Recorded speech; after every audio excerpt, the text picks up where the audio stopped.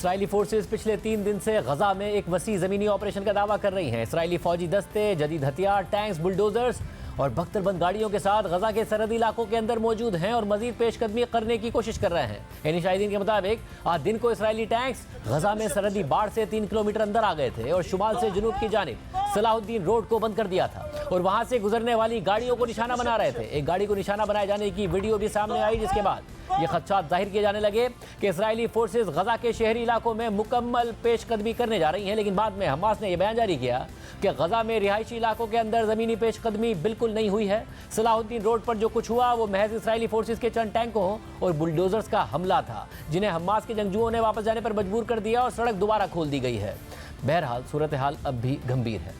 غزہ میں مسلسل فضائی بمباری کے ساتھ ساتھ دھماکوں اور شدید فائرنگ کی آوازیں سنائی دے رہی ہیں۔ الجزیرہ کے مطابق اسرائیلی فضائی افواج سفید فاسفورس کا استعمال بھی کر رہی ہیں۔ مسلسل 3 دن سے یہ اطلاعات آ رہی ہیں کہ غزہ کی سرحد کے قریب کئی مقامات پر اسرائیلی فوجی اور حماس کے جنگجوؤں کے درمیان لڑائی جاری ہے اور شدید فائرنگ کا تبادلہ ہو رہا ہے۔ اسرائیلی فورسز کا دعویٰ ہے کہ اس نے اتوار کو غزہ میں 600 اہداف کو نشانہ بنایا، جبکہ ہفتے کو 450 اہداف کو نشانہ بنایا تھا اور صرف کل رات کو غزہ میں درجنوں جنگجوؤں کو مارا گیا ہے۔ اسرائیلی دفاعی افواج کے ترجمان کے مطابق ہم غزہ میں ایک وسیع زمینی کارروائی کر رہے ہیں۔ ہمارے فوجی جنگجوؤں کی طرف بڑھتے ہیں تو وہ مورچوں میں چلے جاتے ہیں اور ہم ان پر فضائی حملے کر دیتے ہیں۔ ایک ایسے ہی واقعے میں زمینی افواج نے ایئر فورس سے ایک ٹارگٹ پر ڈرون حملہ کرنے کا کہا، جس کے نتیجے میں 20 جنگجو مارے گئے۔ اسی طرح زمینی افواج نے غزہ میں الازہر یونیورسٹی کے قریب حماس کے جنگجوؤں کی موجودگی کی نشاندہی کی اور پھر اسرائیلی فائٹر جیٹس نے وہاں حملہ کر دیا۔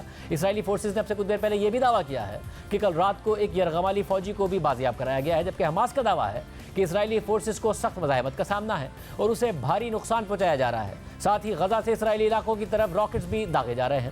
اسرائیل نے وسیع زمینی آپریشن کا مرحلہ 3 دن پہلے ہی شروع کیا تھا۔ اس سے پہلے اسرائیلی فورسز نے بدھ اور جمعرات کو 2 محدود زمینی آپریشن کیے تھے، جس کے بعد جمعے اور ہفتے کی رات کو اسرائیلی فورسز نے اچانک غزہ کی تمام کمیونیکیشن بند کر دی، جس کے بعد غزہ کا بیرونی دنیا سے رابطہ مکمل طور پر کٹ گیا اور اس دوران اسرائیلی فورسز نے زمینی آپریشن تیز کر دیا اور بمباری اور فائرنگ میں شدت آ گئی۔ بھاری تعداد میں اسرائیلی فوجی ٹینکس اور بختر بند گاڑیاں غزہ میں داخل ہو گئے اور سرحدی علاقے میں حماس سے لڑائی شروع ہو گئی۔ تاہم یہ آپریشن شروع کرتے وقت اسرائیل نے ایک الگ حکمت عملی اپنائی تھی اور غزہ میں مکمل کمیونیکیشن بلیک آؤٹ کر دیا تھا۔ اس کے پیچھے اسرائیل کا مقصد کیا تھا اور یہ کیا حکمت عملی ہے، اس حوالے سے الجزیرہ نے ایک تفصیلی آرٹیکل شائع کیا ہے، جس کے مطابق اسرائیلی فورسز نے غزہ میں ٹیلی کام انفراسٹرکچر کو ہدف بنایا، جس کے بعد غزہ سے اطلاعات باہر جانے کا واحد راستہ باقی بچ جانے والے چند سیٹلائٹ فونز تھے، مگر انہیں بھی کسی بھی وقت نشانہ بنایا جا سکتا تھا۔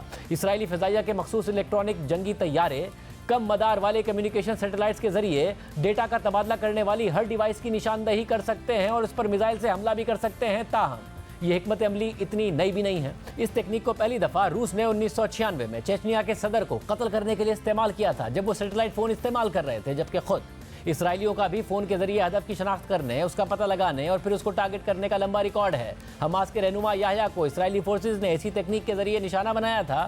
تاہم اسرائیل کا یہ طریقہ اس وقت حماس کے جنگجوؤں کو کوئی نقصان نہیں پہنچا سکے گا، کیونکہ حماس اسرائیل کی ایسی حکمت عملیوں اور صلاحیتوں کو جانتے ہوئے پہلے سے ایسے اقدامات سے نمٹنے کے لیے تیار ہے۔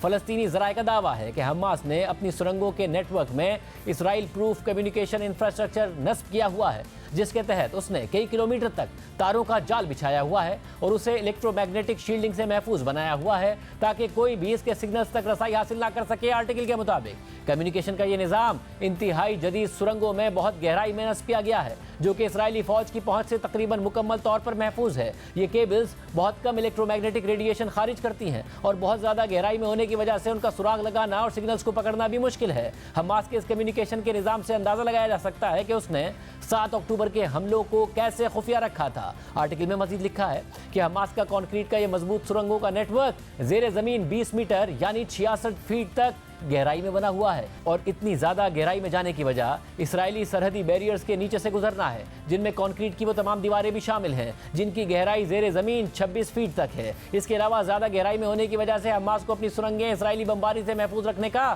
اضافی فائدہ بھی ملتا ہے، کیونکہ 1 میٹر یعنی 3 فیٹ سے نیچے کوئی بھی چیز نسبتاً محفوظ تصور کی جاتی ہے اور اس سے گہرائی میں موجود چیزوں کو تباہ کرنے کے لیے خصوصی بارود کی ضرورت پڑتی ہے۔ آرٹیکل کے مطابق ممکن ہے کہ حماس کی سرنگیں عمارتوں इमारतों के नीचे भी फैली हुई हों। हमास का सुरंगों का ये पेचीदा नेटवर्क उसका सबसे बड़ा हथियार समझा जाता है, जिसे इसराइल अपने लिए सबसे बड़ा खतरा करार देता है। इसराइल का गजा में ज़मीनी कार्रवाई करने का बुनियादी हदफ भी सुरंगों के इस नेटवर्क का खात्मा है। लेकिन अपने इस हदफ में कामयाबी के लिए इसराइली फोर्सेस की तैयारी पर मुसलसल सवालात उठते रहे हैं। और अहम बात यह भी है कि इन सुरंगों में मुमकिन तौर पर वो यरगमाली भी मौजूद हैं, जिन्हें 7 अक्टूबर को हमास के जंगजू अपने साथ ले गए थे। गुज़िश्ता हफ्ते रिहा होने वाली एक यरगमाली खातून ने भी इस बात की तस्दीक की थी। इसराइल 7 अक्टूबर के बाद से अंधाधुंध कार्रवाइयाँ कर रहा है। एक तरफ फिजाई बमबारी जारी है तो दूसरी तरफ इसराइल की ज़मीनी अफवाज भी गजा में कार्रवाइयाँ कर रही हैं और मजीद पेशकदमी की कोशिश कर रही हैं। 7 अक्टूबर के बाद से अब तक गजा में 8,306 अफराद शहीद हो गए हैं, जिनमें 3,457 बच्चे और 2,136 खवातीन हैं, जबकि जख्मियों की तादाद 21,000 से ज़ायद हो गई है। 1,950 अफराद अब भी लापता हैं, जिनमें 1,000 से ज़ायद बच्चे हैं। इसराइल मुसलसल गजा के अल-कुद्स अस्पताल को खाली करने की धमकी भी दे रहा है, क्योंकि उसका कहना है कि अल-कुद्स अस्पताल के नीचे हमास ने ठिकाना बनाया हुआ है। बीबीसी के मुताबिक अल-कुद्स अस्पताल में 14,000 से ज़ायद शहरियों ने पनाह ली हुई है। अस्पताल के बहुत करीब गोलाबारी भी की गई है, जिससे लोगों को मजीद खतरात लाहक हैं। गजा में ग़िज़ाई अशिया की शदीद किल्लत है, लोग मुज़रे सेहत पानी पीने पर मजबूर हैं। खुद अमरीकी स्टेट डिपार्टमेंट के मुताबिक 52,000 हामला खवातीन और 30,000 से ज़ायद 6 माह से कम उम्र के बच्चे नमकीन और आलूदा पानी पीने पर मजबूर हैं। ग़िज़ाई किल्लत इस हद तक बढ़ चुकी है कि इमदादी सामान के गोदामों में शहरी घुस रहे हैं और गंदुम, आटा और दीगर अशिया ले जा रहे हैं और उनका सब्र जवाब दे रहा है। इसके अलावा गजा की सूरत हाल पर गजा की शहरी दिफा का बयान सामने आया है कि मुतासरा इलाकों में सड़कें मुकम्मल तबाह हो गई हैं। सड़कें तबाह होने से शहरी दिफा के अमले और एम्बुलेंसेस को मुतासरा इलाकों तक पहुँचने में शदीद दुश्वारी का सामना है।